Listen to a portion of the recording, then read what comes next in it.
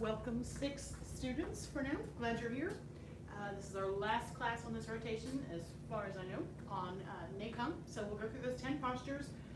Haven't quite decided which one I want to focus on for black test training. I'll figure it out by the time we get there. And then for flute, wanted to run through sequence again.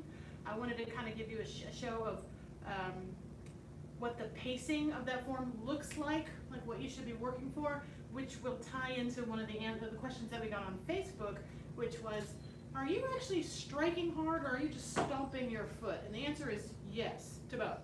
So I figured we would talk about that as well as kind of show you what you're going for in terms of pacing with that form. So with that, let's go ahead and bow in. And welcome everybody.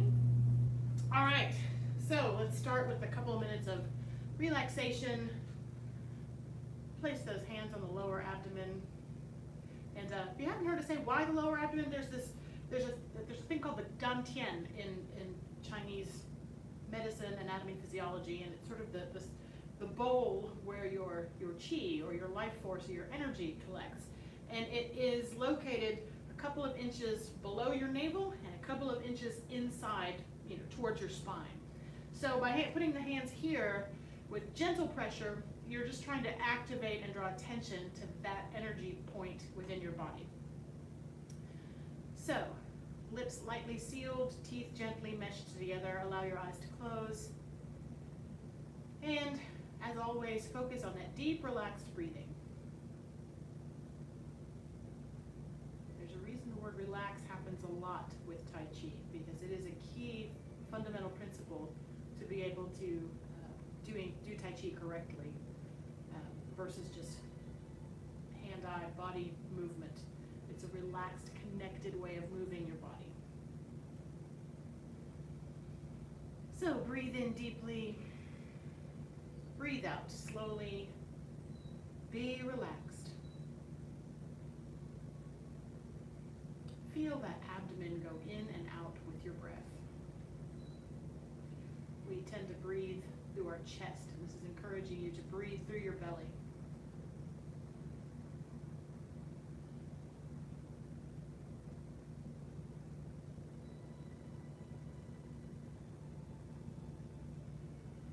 Feel your face and jaw relax.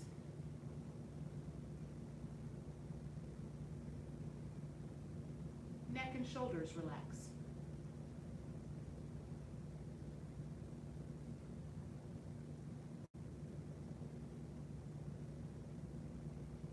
Chest and upper back relax, and shoulders and arms feel heavy.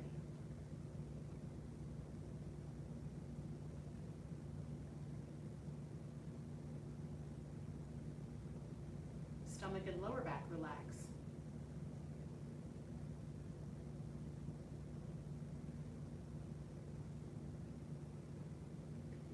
Feel the flow of relaxation through your waist into your hips, through the thighs and backs of your legs.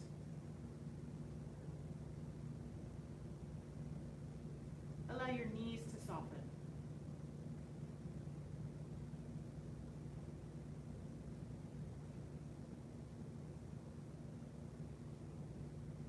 Feel your calf muscles relax.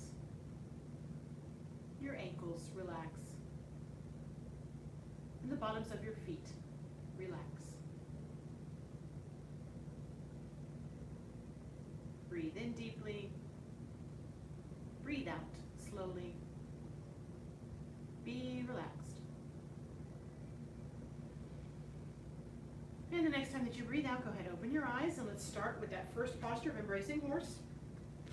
And remember, this is the most fundamental Tai Chi practice you can do. If you don't have time, if you don't have space, if you can't remember the moves, if you can provide yourself with 3 minutes, even a minute of embracing horse, you are actively participating in Tai Chi practice. It's so important, and it is one-stop shopping.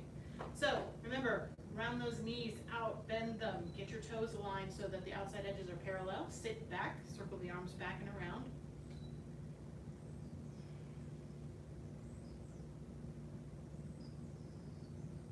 And stay relaxed. A few weeks ago I used the term of the concept of being buoyant. Like I'm not stiff, not, "Ugh, hold it." No, I'm rooted and I'm very stable, but there's a fluidity and a lightness to my upper body.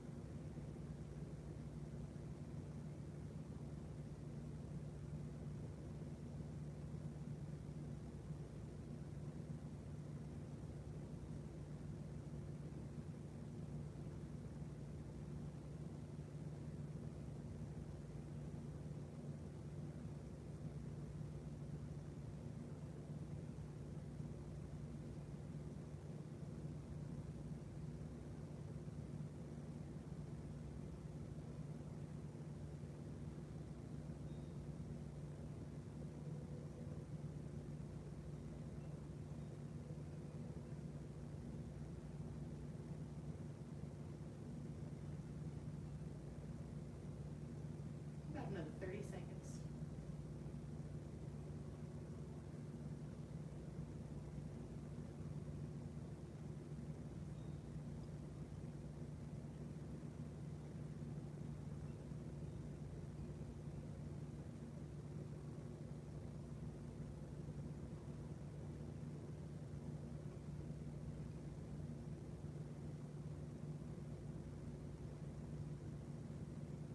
And release, straighten the legs, lower the hands. Remember, slowly and intentionally, inhale, arms up, and press those palms down. No rushing on that transition. Okay, posture number 2, ride the wild horse. 3 stances. We start in the middle stance, so we'll come in a little bit narrower, bend that shoulder width apart. Remember, keep your tuck. Don't let your shoulders come up into your ears. And breathe more if you need to. Inhale.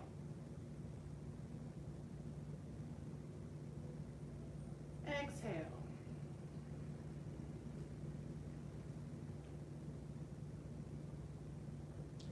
Inhale.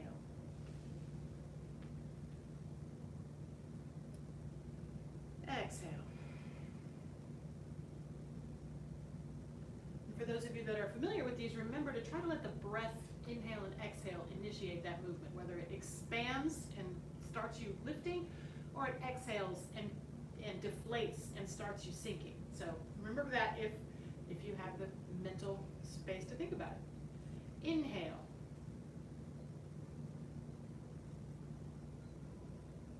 Exhale.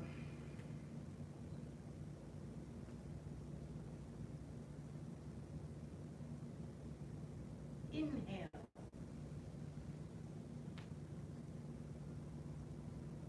Exhale.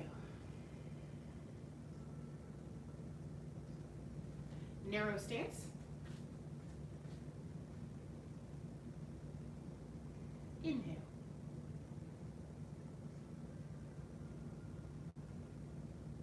Exhale.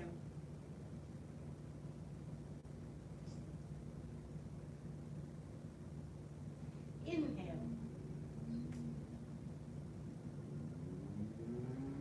Exhale.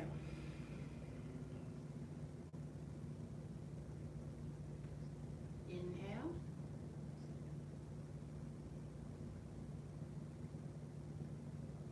Exhale.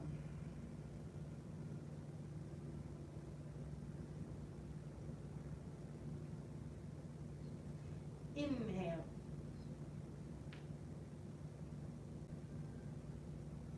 Exhale.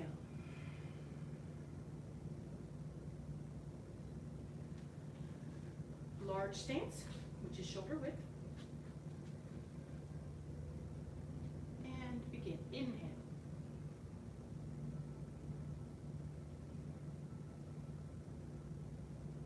Exhale.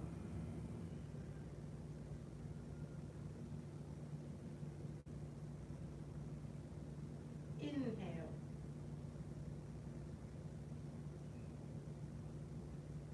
Exhale.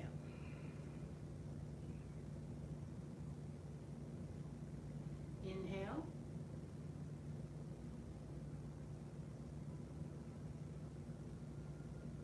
Exhale.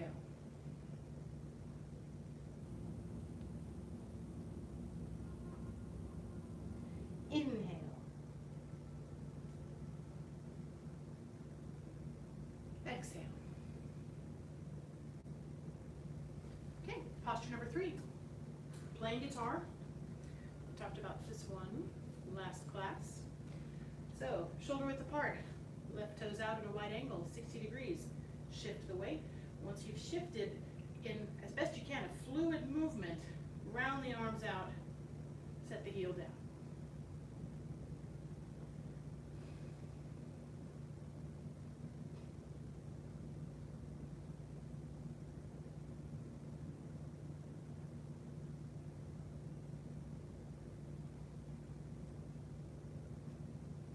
You should feel the weight primarily in the heel and outside edge of the foot that you're standing on, but don't let the foot curl. Keep the ball of the foot in contact with the floor.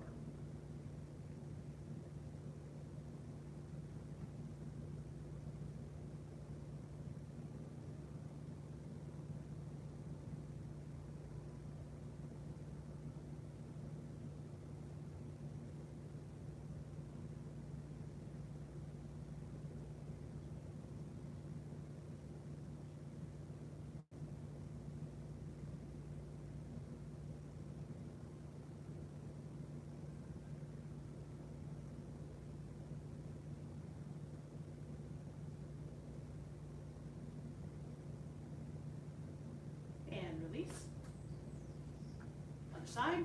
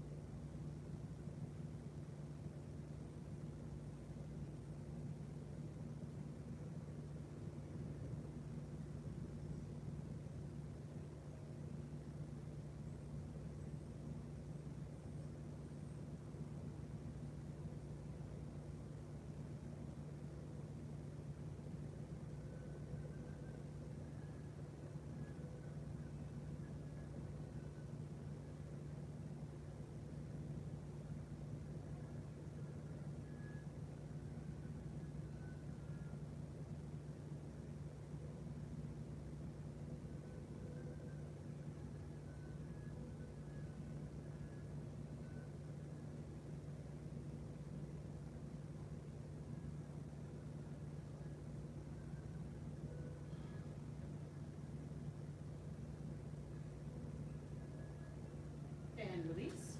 Shake it out.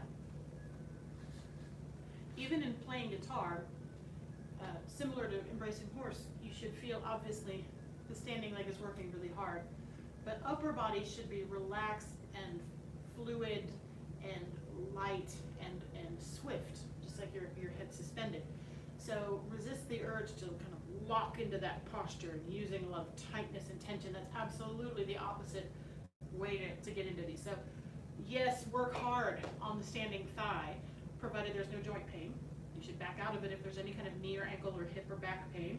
But then soften on the upper body so that it's not a rigid type of thing. Okay, compass. If you like to separate your feet a little wider than shoulder width, this is your chance. So get those feet where you feel comfortable, but remember the alignment is the same. So toes turned in. Remember, keep your tuck. And lift up, but don't lift your shoulders. And to the left. Remember here too, this is about gravity relaxing you, not using your muscles to turn into it. So, relaxation is key.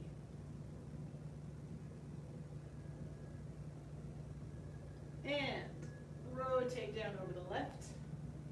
Keep that tuck.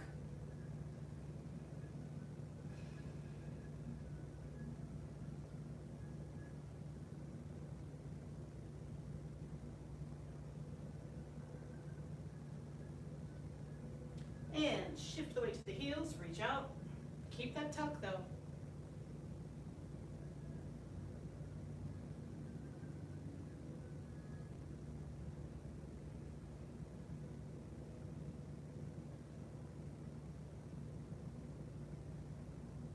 And down over the other side.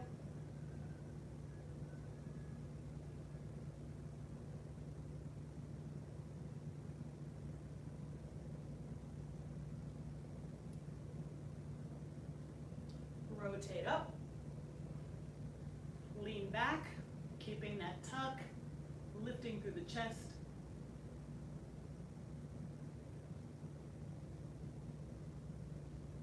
And roll out, and back up. And other side.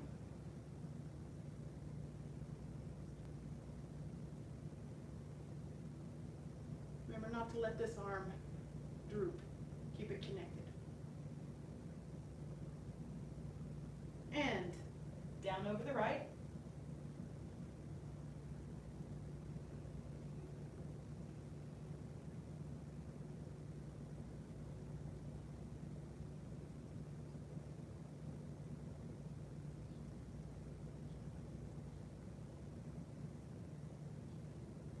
Shift forward. Or rather, shift the weight backwards, but reach forward.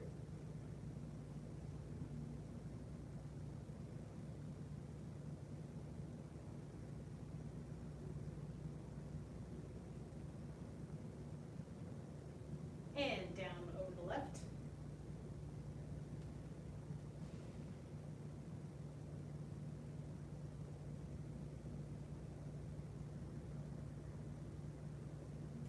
Rotate up, back,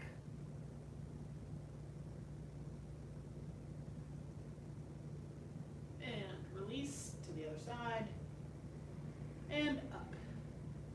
Press the palms down, exhale. Good. Posture number 5, double dragons, lead from C. Back to shoulder width. Remember, we're going to start in that push position, if you're familiar with the first section of the form. And just shift forward into that push. And then down for a stretch. Remember, you're pushing out on this knee, and you're pulling down on the straight leg. All the while trying to keep your pelvis level and even. So to change the angle, so I'm level, but I'm also not swiveled either. Does that make sense? So I'm not up or down, and I'm not twisted. So it's a square pelvis as best you can, even in this stretch.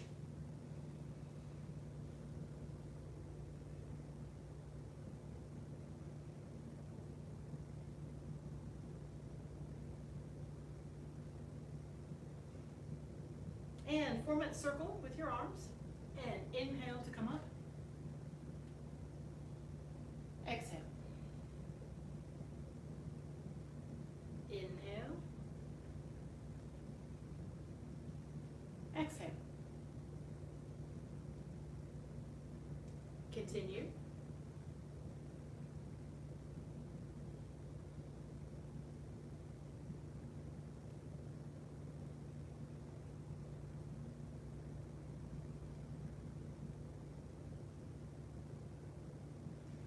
Same concept here about the breath driving the inhale, bringing you up, and the exhale starting your fold back. So one more.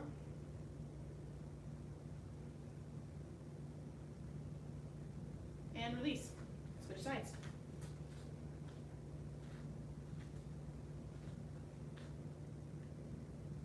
Begin.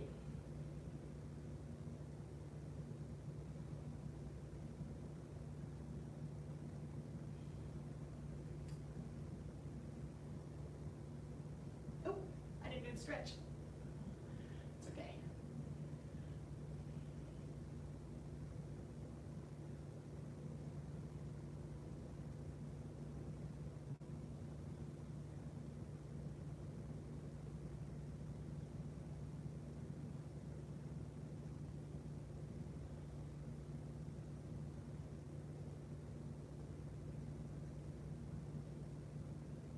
And when you go down this next time, just go ahead and do a few seconds or a little bit of that stretch since we missed it on this side at the beginning.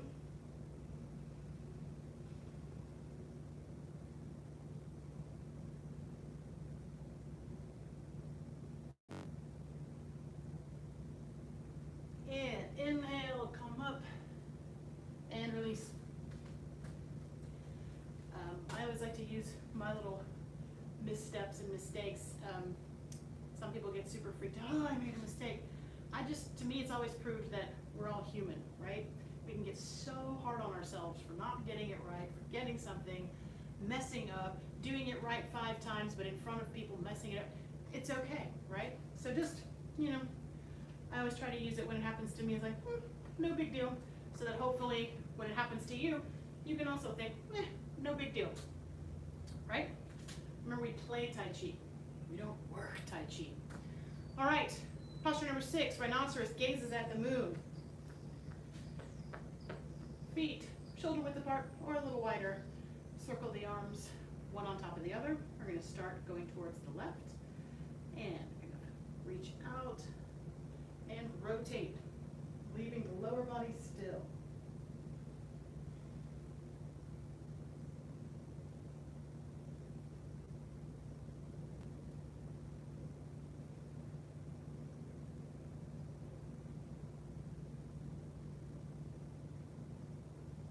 Back to center, slowly, don't rush.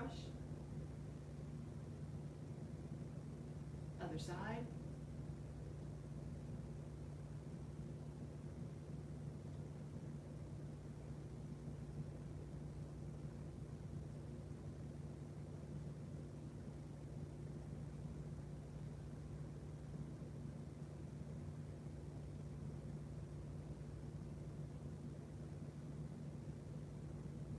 Center.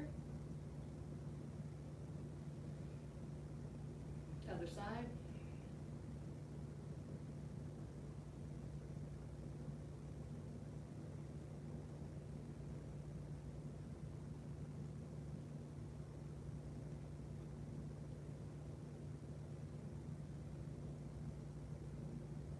Center.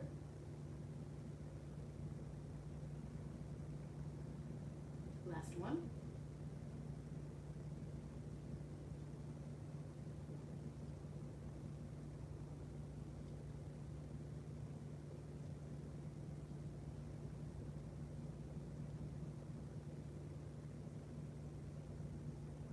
And center. And release. Forgot my headband again today. Remember, Neikang means internal work. So if you start sweating while you're doing this, it's not an indication that you're out of shape.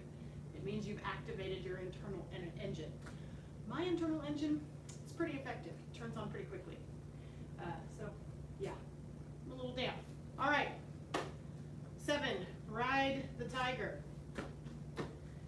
Tuck, tuck, tuck, and more tuck. And crouchy, springy legs. And step out.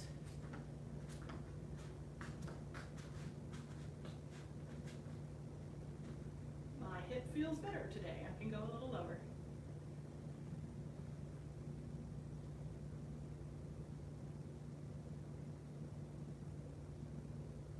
And push off. Other side.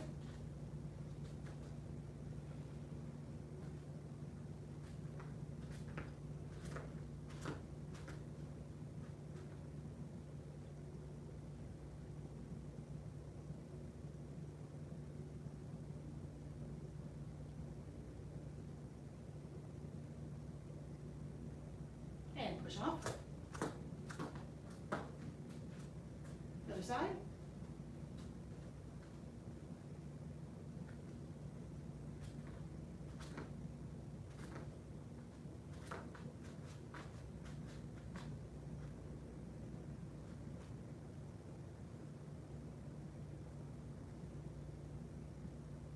Did a mirror check there, checking myself.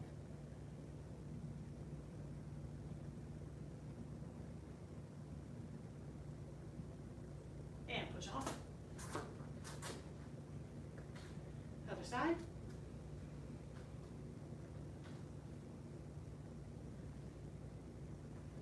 And go.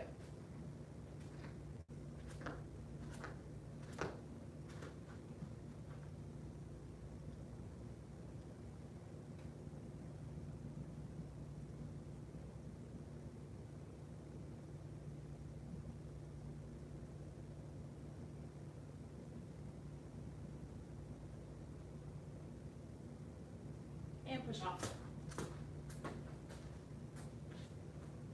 Hopefully you've noticed through the weeks that it's not quite as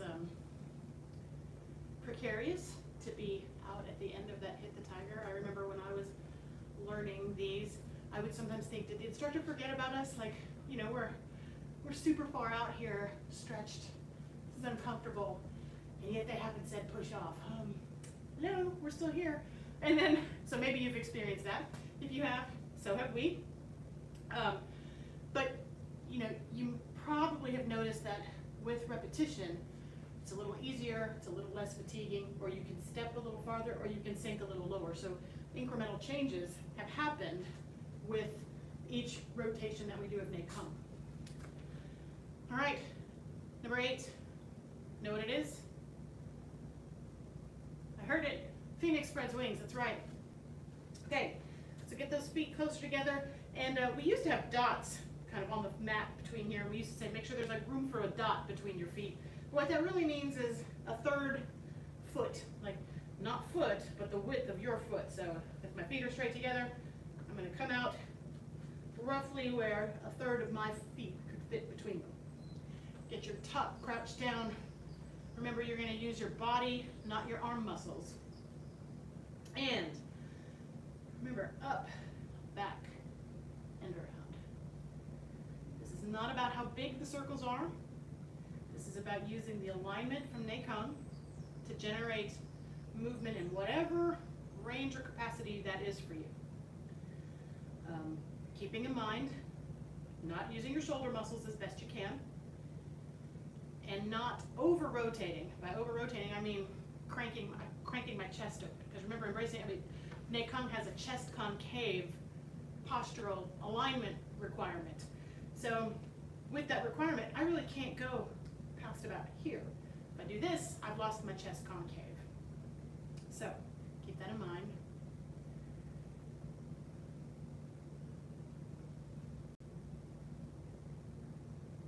If you want to speed it up, go ahead. If you don't, that's okay.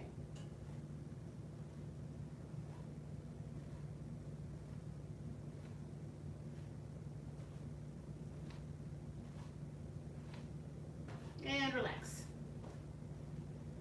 And slowly from the other direction, so back up and around.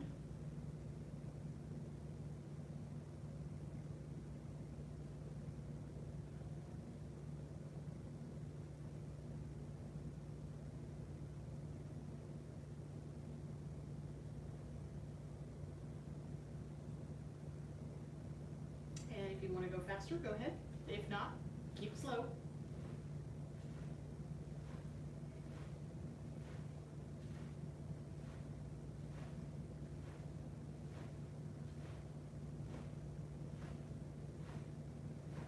And release. Okay, number 9, hit the tiger. Remember on this one, step mostly sideways, a little bit forward. Keep your weight on this foot until you shift into that foot, and sit back. Don't sit or put your weight into that knee. You're sitting back behind where your feet are. Okay, and I always say pick one. If you can't think of all 3, just pick one to focus on. Head suspended, tuck, and out.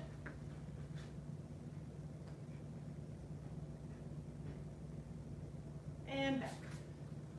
And remember, on this one, you step out only as far as you can to push off in one. If you're at a point in your training where you can think about breathing, it's inhale on the step out, exhale on the push off.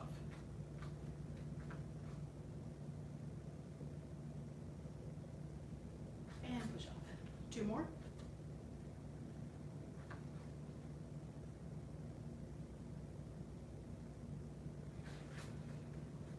Last one on this side.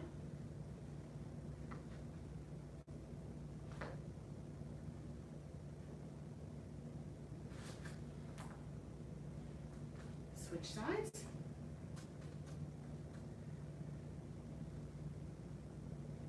And begin.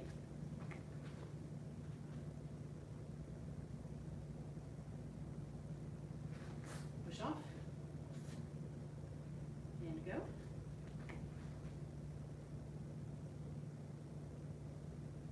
Push off. Again.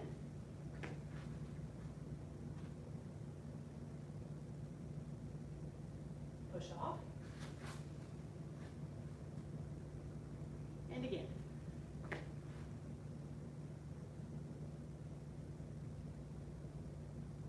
And push. Excellent work. Last one. Owl turns head.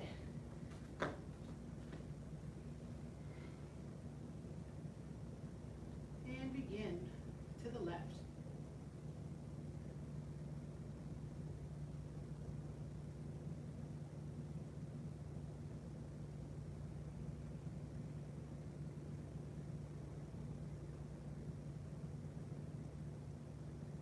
Center.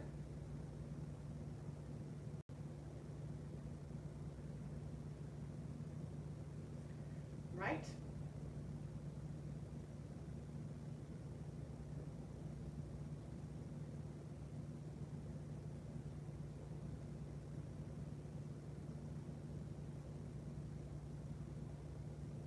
Center.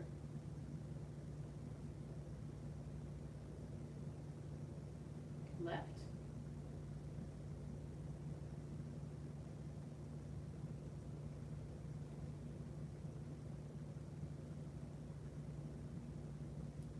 Center.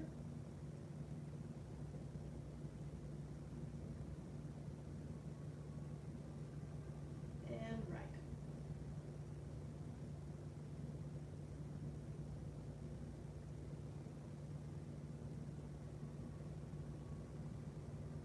Center. And release. Straighten the legs. Lower the hands. Slowly inhale. Press the palms up. And push them down. Exhale. Okay, so that completes this rotation of the day class anyway for our NACOM foundational postures. Obviously, senior head instructor Fig will be here again this evening at 6:30, 5:30, 5:30. I still can't keep the new schedule straight. 5:30. Pretty sure it's 5:30. Next week, we are transitioning to having a very limited number of in-person students. If you are an actual member of the school, you should have got an email about that process. At this time, we're going to do a pretty restricted attendance, so high-risk individuals for your safety, for our safety, just to keep everybody safe. Holding off on anybody with respiratory issues. Right now, anyone over the age of 60, and everyone's going to have to register. So look out for that email if you are an active student at the school, and you can get in touch with Master Gohring if you'd like to attend in person. But we will continue to live stream indefinitely for as long as it takes. This will be here for the majority of students who likely are going to be still training from home.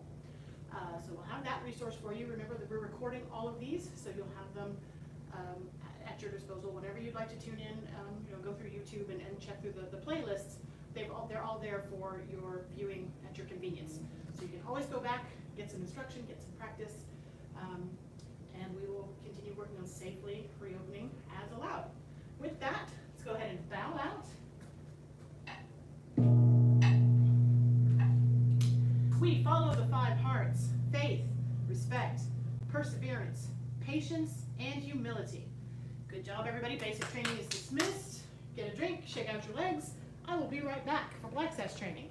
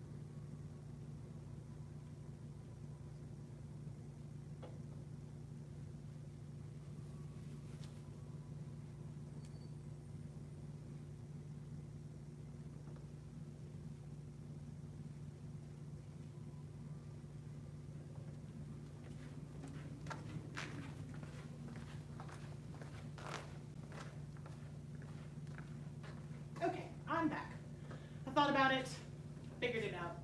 Who doesn't need more work on embracing horse? Specifically because I said, if you had one stop shopping, one posture, one thing that was going to help your Tai Chi, even if you only have 1 minute and 3 square feet to do it, it's embracing horse. I don't know about you, but particularly all the way up through my colored sash journey, I never felt like I had embracing horse. And as soon as I thought that I had it, an instructor would come around and make an adjustment, and I'd be like, oh, that's completely different. Now I don't understand anything. So it was, I'd get it, oh, I don't got it. So maybe that resonates with you, which kind of goes back to who wouldn't benefit from some more talk about embracing horse. So let's talk about it. Okay, so you heard me today say, I'm going to go ahead and get into my embracing horse. You can join me, you can get in yours if you'd like. Yes, I am rooted. I am really stable in my lower body. There is a tendency to step too wide, make it really like a horse stance. That's not, it's more of a Kung Fu thing, not so much a Tai Chi thing. So as a brand new beginner, the tendency is to step too wide. It takes a while to understand really what shoulder width is for you. Chances are you tend to step wider than what your actual shoulders are. So like if my shoulders are here, I'm already stepping wider than shoulder width. So it's narrower than you probably think when you're first starting out, okay? And that's an important point because if your feet aren't right, all the other stuff is going to feel weird too.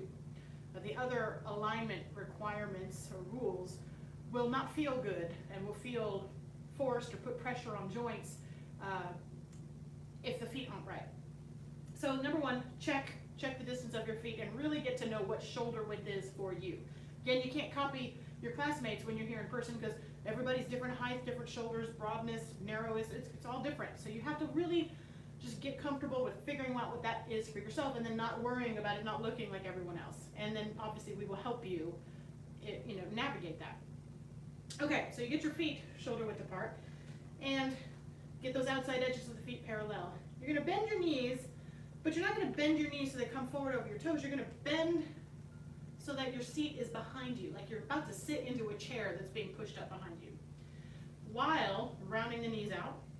But rounding the knees out just means this. It does not mean this. That does not feel good.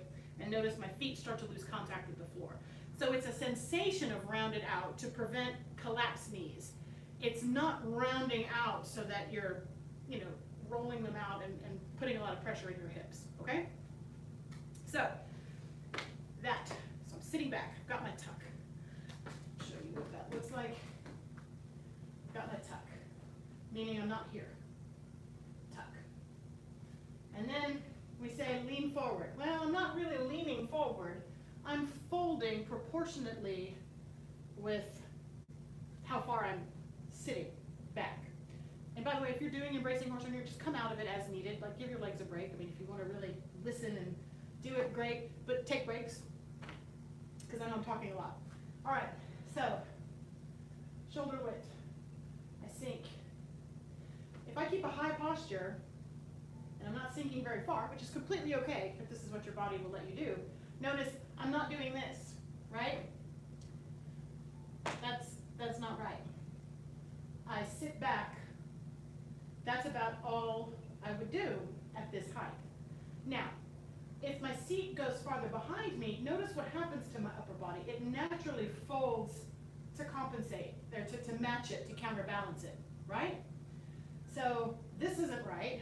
I lose my tuck, and my knees then shoot forward. But also, this isn't right either. So as with everything with Tai Chi, it's proportional. So what you do on any given day is going to dictate, like an upper body that you did here is not going to work if I'm doing high, because now I'm just bent over. Lots of moving parts, and you didn't think there would be that much with just standing still, but there is.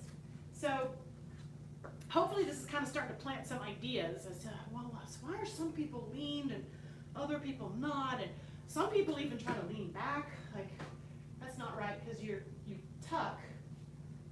If I keep my tuck, I can't really lean back. So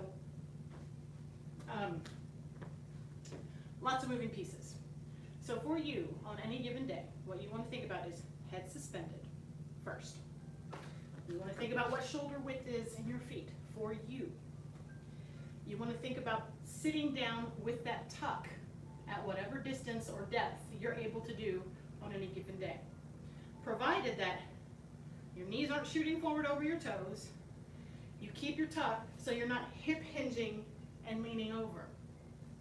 It's an accordion kind of sensation. What I mean by that is, so here I am going to get into my embracing horse. And watch the proportion, watch how it all happens together.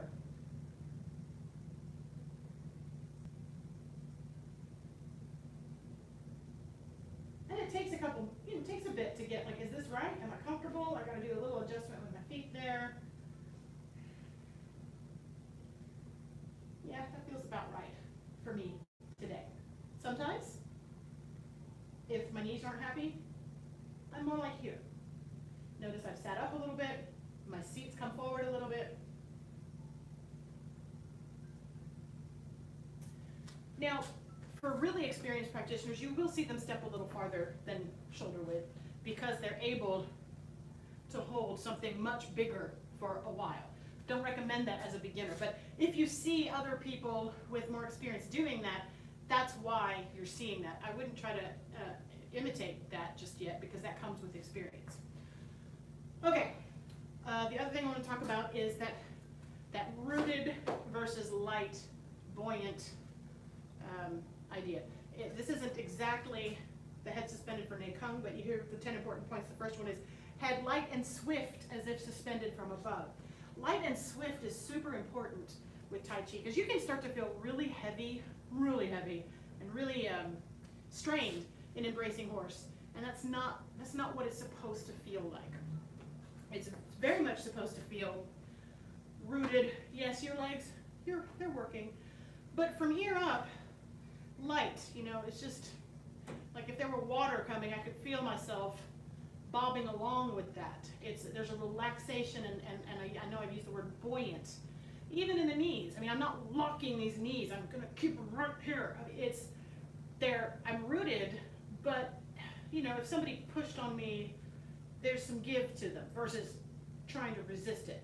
So even though you're holding a posture and your legs are working really hard, think softness, think suppleness, not rigidity.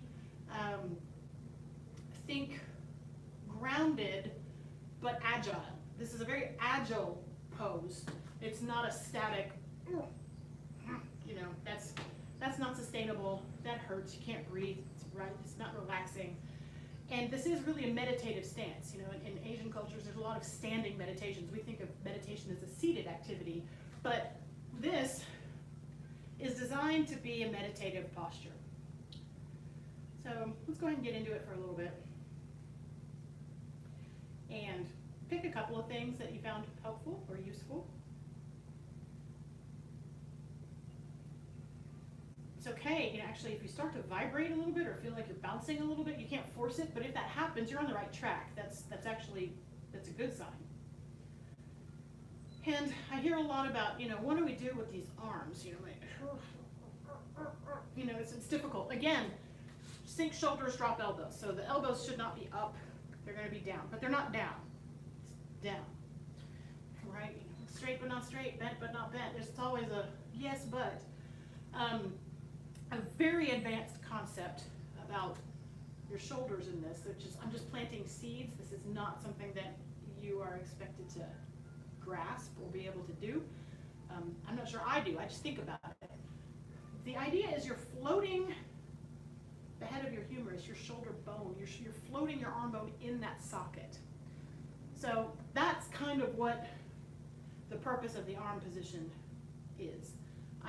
I'm giving it equal space in that joint capsule. And you can't, I'm not an MRI, I can't see inside my shoulder, but it's thinking about that. So I'm not using muscles to hold my arm out. I'm trying to imagine giving as much space and float inside my shoulder joint as I can.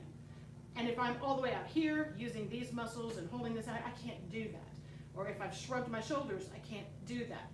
So I'm relaxed, I'm extended, I'm alert. You remember plant leaves, I'm not, but I'm also not wrought iron either. And So where my elbows go, for me, I'm trying to find that spot where it feels the most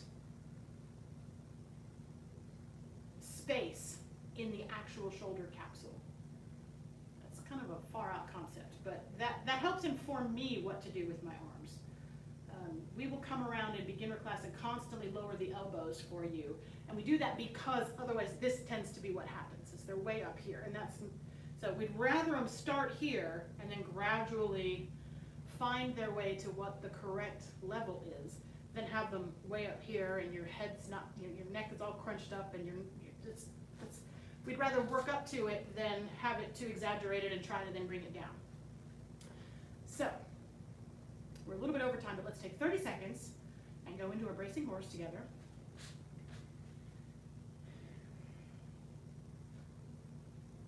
Hopefully this gives you some food for thought, since we don't have the ability to come around and correct and make adjustments on each of you at home.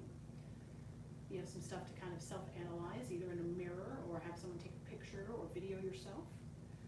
You can send us your pictures of yourself and we can give you some feedback if that's helpful for you. Happy to do it. And again, like I said, in these crazy times, if you can't get out of your house or you don't have a lot of space, if you can dedicate 30 seconds to a couple of minutes of this, the results will be profound, both in your relaxation, your weight-bearing exercise, and your Tai Chi practice in general.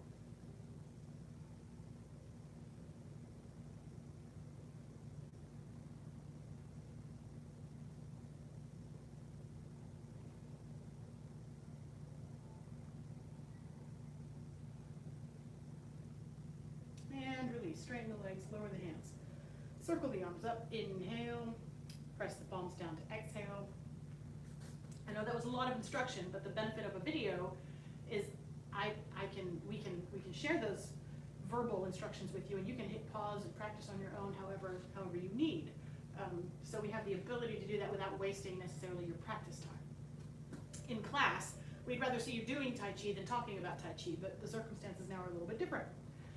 So I hope that was helpful. We will see you in class, possibly a few of you here in person next week, but definitely here online. And I don't know what the new rotation will be. This week would have been graduation and testing. We're not doing that for obvious reasons. Hopefully we can pick that up again in June, but we'll just have to see how things go. With that, let's go ahead and bow out of our Relaxation training. There will be a new life skill next week, so this is the last week for the leopard, and we'll slow down and go from the beginning and make sure everyone kind of sees what the next life skill is. I don't exactly remember what it is off the top of my head, but I'll know next week. I have my list in my office. All right, let's go.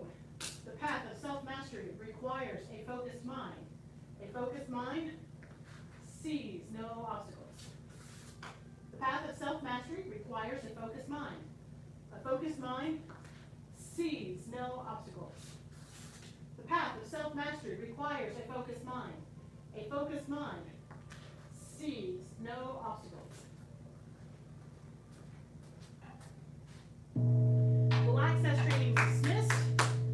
We're a little bit over, but if I need to, I'll go over a couple minutes on flute as well. So shake it out, get a drink, and I'll be right back.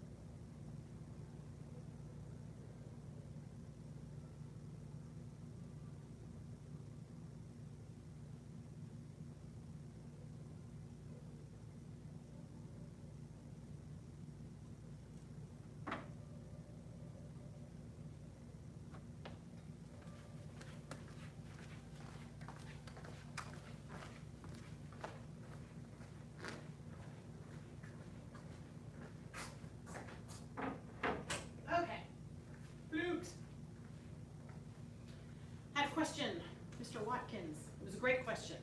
And the question was, and yes, we're going to run the whole thing. I just want to address the question. Or talk about what was asked. So his question was, after the swing out, push, and the kick, it looks like it's more of, is it a stomp or is it a heavy strike, like a strong strike? And the answer is yes, it's both of those things. And that's why I want to show you what this form looks like more at speed or at pace, with the correct pacing, because a lot of these weird things that you're correctly observing, is because it's being slowed down and broken down for teaching pace.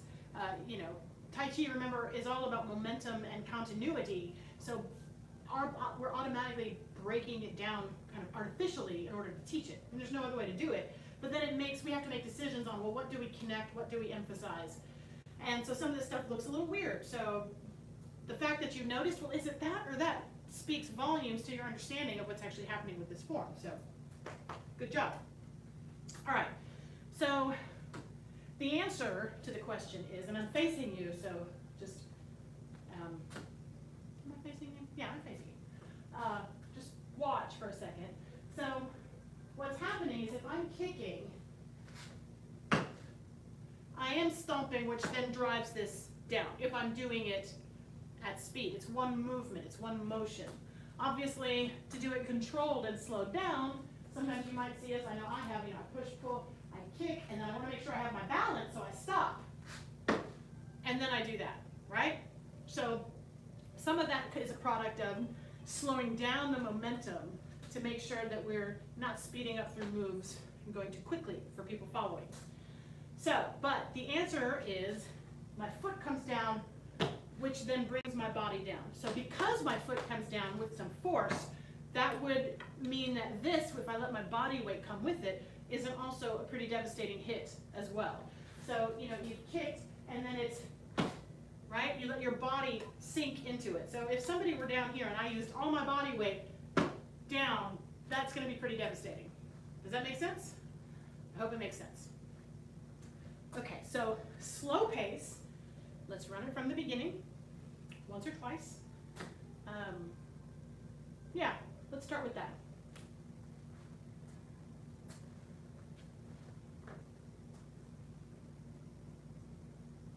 And, I know we talked about waist in the last sequence of the high and low strikes. Think about your waist as best you can through all of this. I'm going to go nice and slow. Hopefully that gives you some time to think about your waist.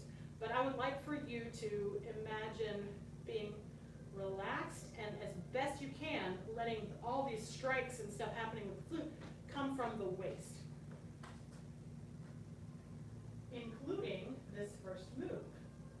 I wind up and I step out and I strike. Go, kick, and strike. Shove, row, under, under, over, over, row, shove, helicopter, up and over, or up and down, however you call it, unwind and row, shove, turn and strike, up and down, unwind and row, shove, turn and strike. This circle in the air strike. Turn and strike. Here we go. Last pass. High, high, low, low, high, high, low, low, and down. Remember, think about the short end and push off and let go. Step with the left, hands together, switch the flute, and back. I'll show you that coming at you one more time so that you can see it. Don't practice it when it's facing you, it'll just mess it up. High, high, low, low, down, turn, push off, and rotate on the back leg. Step. This is what stops the rotation and kind of catches you from spinning away. Step. Now I change hands with the flute. And it goes down, over the top, and bow. In,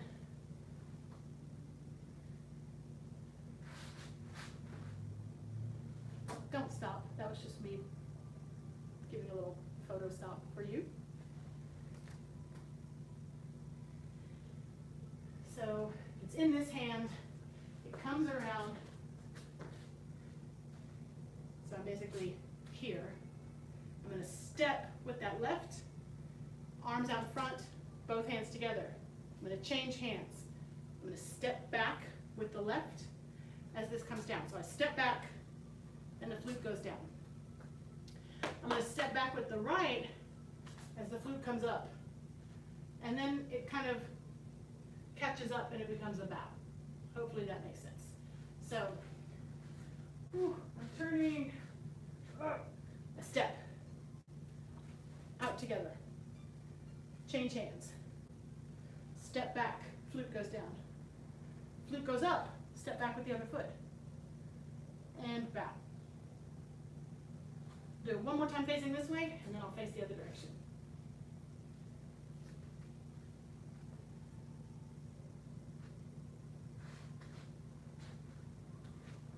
That's not how you do it. I'm just trying to slow it down. And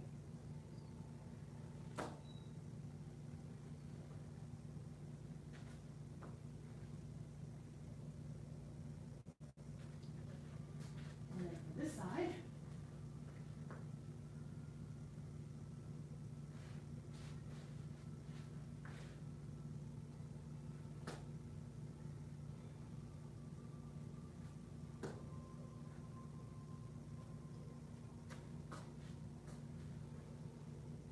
hopefully that's helpful. Let's do it one more time from the top at a slow pace, and then after that, I'm going to show you, not at full speed. You want to see full speed on our YouTube playlist? There's a video of Master Gohring doing this. I think the whole form takes about 30 seconds. It's crazy fast. So you can kind of see where this heads the more you've been training. But let's do it again slowly from the top again, and then I'll do it again demonstration-wise, just to kind of show you some pacing.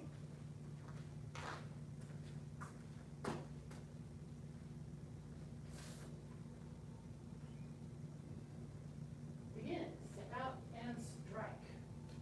Push, pull, kick, and stomp, strike.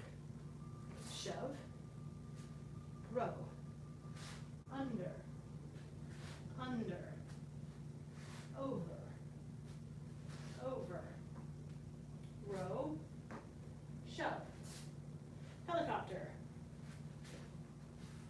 up and over, unwind, and row, shove, turn and strike, up and over, unwind and row, shove, turn and strike. I wish I would name this one.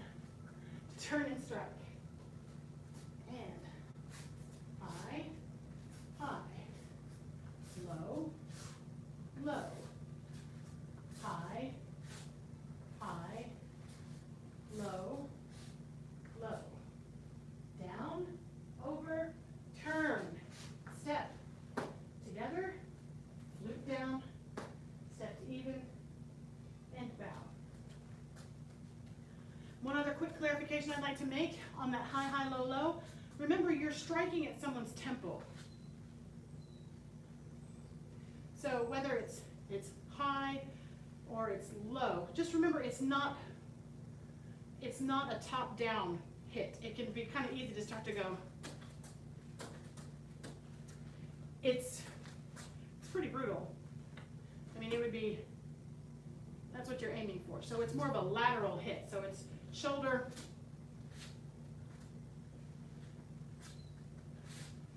so just keep that in mind as you practice that, because it gets kind of easy to get into a muscle memory of it becoming an overhead strike, like you're bopping somebody on the top of the head, but it's a temple strike, both high and low. Okay, see, I'm going to give it a try at moving more fluidly. I haven't done it at kind of regular pacing for a long time, so let's see how this goes.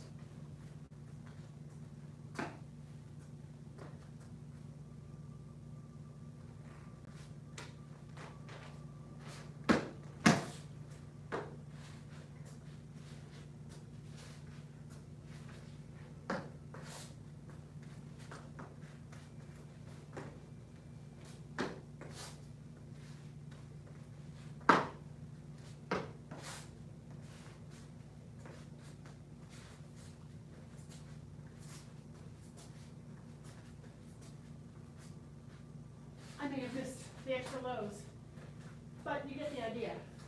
It's faster, and that's why some of those stomps happen.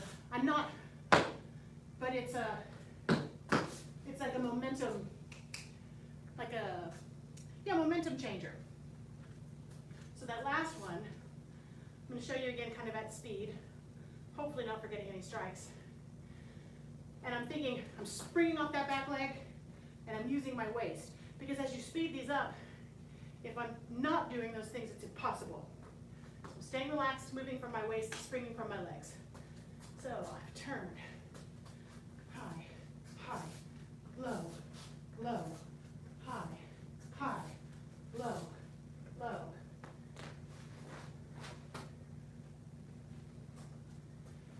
Kind of getting the idea? Hopefully you can see the difference between teaching, where we exaggerate some of these moves, and we really accentuate rotating and turning, and all of that gets tightened up, kind of corkscrewed when you put it up to speed. All right, hopefully that's helpful. We're going to move on to something else, I suspect, next rotation, but Senior Head Instructor Fig will go over this again tonight in his beginner class. You can always continue to send us questions. We will address them. And yeah, we'll go from there. So hopefully this is helpful. I've had fun. It's more flute than I've done in a long time, and I've loved it. And on that note, let's go ahead and bow out of our master's path.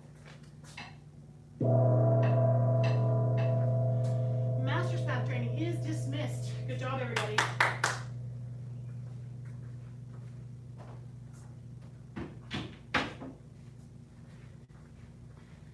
And again, so that we can get them up on the website and the playlist quickly, it is nothing personal, but I am stopping the feed. Bye.